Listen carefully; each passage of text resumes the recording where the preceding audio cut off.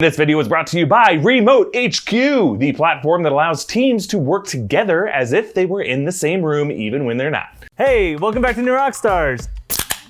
I'm Filup Molina, and this is Tommy Bechtold. And look what he brought cheers. me. He brought me beer. Tommy, I've got some bite-sized questions for you. I'm ready. Thank you.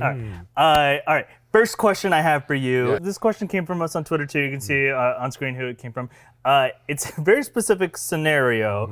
It's what would happen to the food that is inside of AntMan's stomach when he grows all big like.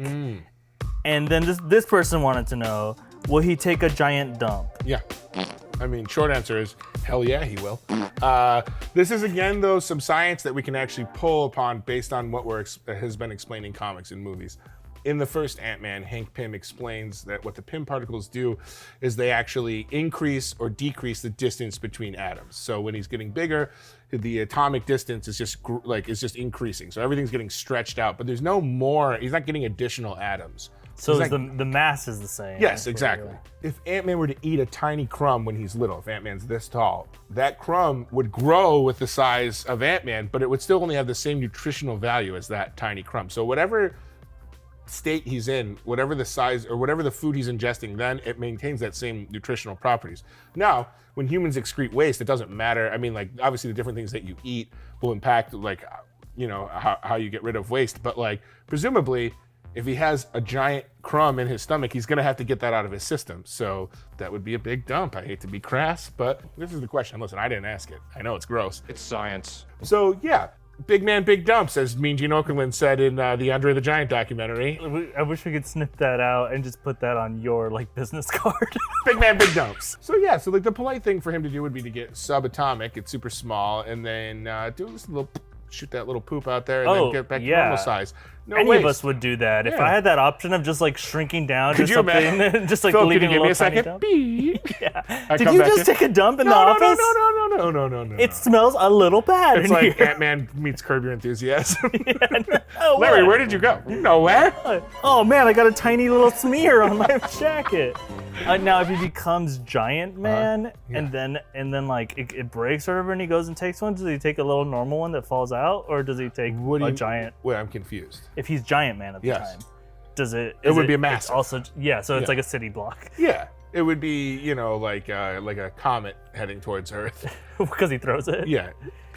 Gross, Tommy. Yeah, that is disgusting, and I apologize. Next bite-sized question. Yes. Not only where Luke's lightsaber is right now in the narrative of Star Wars, but also kind of just like, what's the path of that whole thing been? What journey has it been on? Well, I actually have Luke Skywalker's lightsaber on my bookshelf. Naturally. Yes, because at Comic-Con in 2015, there was a concert by John Williams where everyone got lightsabers, and I ended up being snuck into a party by a security guard that the cast of Force Awakens was, with Mark Hamill there, and he left his lightsaber behind and I stole it. So, what? Mark, if you want it back, I got your lightsaber. No, this is it. On the psychopath test, you lied about being like a thief, and everybody else said you were a liar. Bing, bang, boom, I'm not anything I didn't say I was. Oh, you take big dumps. Well, I take big dumps, I buy drugs from babies, and I got Mark Hamill's lightsaber. Put it on my gravestone. I steal from Mark Hamill. That's the one that he brought? No. He left it there, and I waited a solid amount of time before I took it. But he left it there, and then left the party, and it was like a little souvenir they got at the end of the concert. So I have no way of proving this. Like, I could show you it's a toy lightsaber. It's like a plastic little collapsible thing. I could just tell you that was that, and you would have to either believe me, which would be a mistake, or trust me. As I've learned. Okay, so anyway. Neither version of this is good for you. Now that I've name dropped and just told a story that's basically bragging about my life. Yes, we have a sweet life. That is not a positive story about you, my friend. I lie, cheat, and steal. No, it's a cool souvenir. It's a cool Star Wars souvenir that I stole without any And your right to. Australian accent sucks. I take offense to that. That's not bad. Thank you. Okay, now for the real answer. So in the movie, let's track the lightsaber's progression. It first leaves its original owner, Anakin Skywalker, on Mustafar during his battle with Obi-Wan Kenobi. Slicey, lightsaber goes somewhere. Obi-Wan takes it, brings it onto Tatooine, where it hides with him for about 20 years. And keeps it in that thing, and then Luke puts his eye in it. Yeah. He looks at it real close. So until Luke Skywalker comes and Obi-Wan gives it to Luke. Now Luke then uses that lightsaber to battle his father Darth Vader, formerly Anakin Skywalker, until Anakin, in a role reversal, slices Luke's arm off. Again, it's like poetry, so if they rhyme. Right about here. And the lightsaber tumbles into a vent on Cloud City. So at that point, it's a little murky, but from the actual Star Wars site, the actual StarWars.com site, it said that a scavenger picked up the lightsaber. Chilling on a cloud. Just hanging out. It's like one of those Cloud Koopas from Mario. Fishes it out with his fishing pole. No, a scavenger picks it up and then sells it to Maz Kanata, who's known to collect Jedi artifacts and curiosities. So Maz Kanata's planet is called Takadona. Takadona is near Bespin, Cloud City. So it would make sense that that would come across her desk.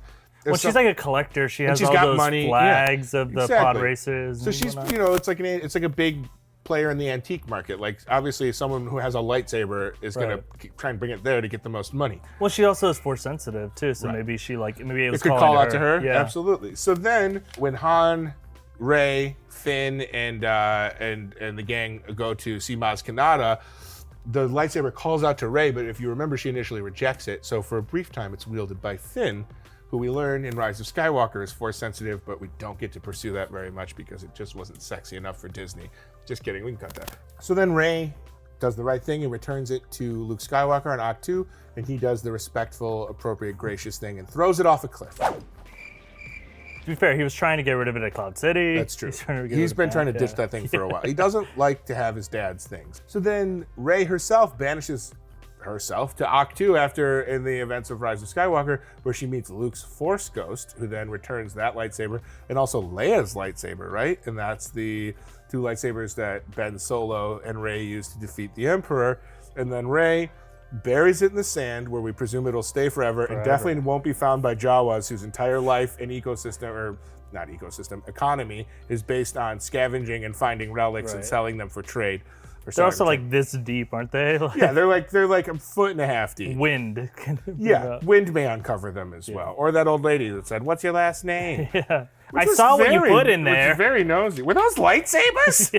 What's your last name? Great. Yep. All right, so and that's where they are as of right now. So as of right now, they're in the sands of Tatooine. And if it's Mark Hamill's, it's 123 Candy Cane Lane. That's right. And I live with Eric Voss in an inflatable house in a bounce castle on 123 Candy Cane Lane. And again, thank you to Remote HQ for sponsoring this video. Remote HQ is a high-security collaborative workspace that lets remote teams work together in ways that aren't possible with other tools. They let you and your team work together as if you're in the same room, even when everyone is at home or in a van with really good Wi-Fi. I really want to be one of those guys. So the Remote HQ platform is browser-based, so there is nothing to download. The feature we really love at New Rockstars is that the workspace is customizable, and you can mix and match apps for any use. Like we can play a YouTube video and open Chrome or Dropbox, and then edit a Google Doc, all while we are in the process of talking with each other. Remote HQ automatically captures and logs notes from every event into a searchable trail. So when off-screen producer Zach and I get into an argument about whether he actually met Don Cheadle or not, I can just easily search through the notes of our Friday meeting and see that he, in fact, did not. Boom, are you looking for this? I found it. Head to remotehq.com/newrockstars for a free trial. And when you're ready to launch, use the code NewRockstars for 3 months for free. That is code NewRockstars for 3 months free at remotehq.com/newrockstars. Next bite-sized question. Yes. Yum, yum, yum. Who is faster in a foot race? Yes. Me or you? Ooh. No, I'm kidding. No. It's gonna be close. It's close. Yeah. It's close. If One you have falling. to, well, in this scenario, there's clones of each other. You're carrying my clone on your back, and I'm carrying your clone, and it's a dead heat. We're both dead. We're both dead. Yeah, exactly. All four of us are lying in a pile. Yeah, it flies. Big puddles. Who's faster in a foot race? Captain America or Black Panther? Yeah, good old Steve Raj and T'Challa. Yes. Yes. This one is a very fascinating question, and it basically Thank boils you. down to my pleasure, my treasure.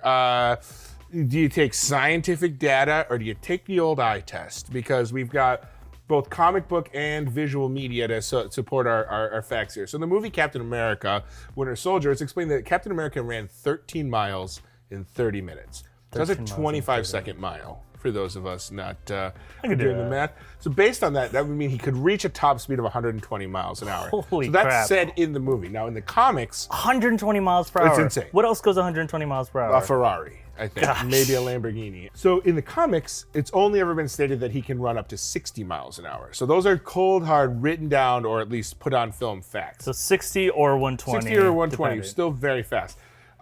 Based on that speed, that means his 100-meter dash would be 1.52 seconds. Now, to put that in perspective, the fastest 100-meter dash in the real world is Usain Bolt. In 2009, ran it in 9.8. So that is, that's a full 8 seconds shorter than that. Gotcha. So that's the difference between zzz and like that. Dude, does that make sense? Does that translate? I didn't feel good about that. I am this is what a psychopath would do. Anyway, so we have that written down. But when we see the movie Captain America Civil War, Black Panther easily runs past Captain America when they're both in a full sprint, and he's running past cars. Now, we can take the scientific footage and knowing where the movie was shot and where it was supposed to be, speed limit in that area is roughly 30 miles an hour. So it's like 50 kilometers an hour. So the cars, if we even say that they're all moving at the speed limit, which would be 30 miles an hour, the speed with which Black Panther runs from the end of one car to the front of it while it's in motion is super, super fast. He does it in under a second. So we can calculate he's moving somewhere around 40 miles an hour. So based on their maximum sprinting speed, Captain America's is about 60, T'Challa's is about 38 miles an hour, 40 miles an hour. Gotcha. So based on their top MPHs, their top miles per hour, you would say Captain America would probably win. But in that In scene, the movie, the eye test, Black Panther clearly runs faster than Captain America. And if we're just taking the movie logic, that would mean that Black Panther can run faster than 120 miles an hour at his top speed. which feels like he does, at least in that movie. Absolutely. So I guess it's just it's the old eye test versus data. Like You keep saying the old, but what are you referencing? well, you know, like people say, like people who believe things that only believe literally things that they've seen before. But like when your doctor gives you like your blood test results, you're like, well, my eyes don't see. Yeah, I don't see. I see the blood working fine. I can see the blood pouring all out. No further questions. No, I guess, yeah, you know, I guess it just depends. I mean, it appears as though in the movies, T'Challa is definitely faster. Based on what we have in the comic books, Captain America is faster. And so maybe Cap wasn't running full sprint. Yeah, I'm guessing because you have to take in that scene, Cap's protecting Bucky Barnes. They're being chased. Humans chase after an object. They can achieve superhuman speeds, pursuing something.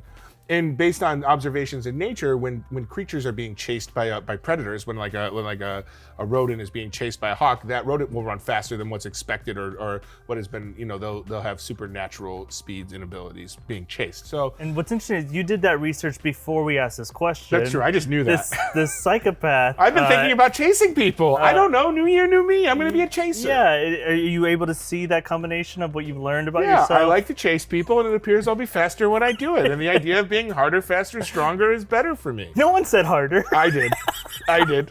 Oh gosh, I hate it. Hey, good job. You answered the questions. Thank you. And they were researched. I'm proud of you. I You feel did great homework. about it, and they're all honest, and I would never lie, and lying isn't a thing that I like to do.